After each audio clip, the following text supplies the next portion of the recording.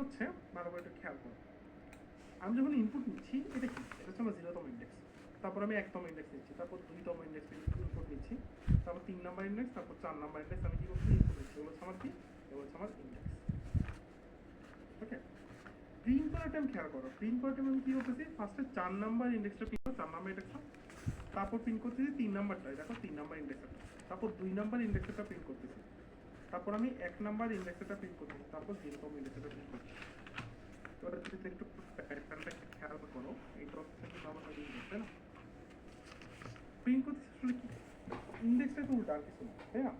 আমি যদি 4 3 2 1 0 এভাবে লুপ চালাই, যে 4 থেকে শুরু হচ্ছে, তাই না, একটু যে সমান করতে পার কিছু না, এটা যদি ধরে ফেলতে পারো তোমার কাছে এখানেই শেষ। তাহলে আমি কি করবো, ধর আমি একটা ফাইল বানাই, অ্যারে রিভার্স print.c।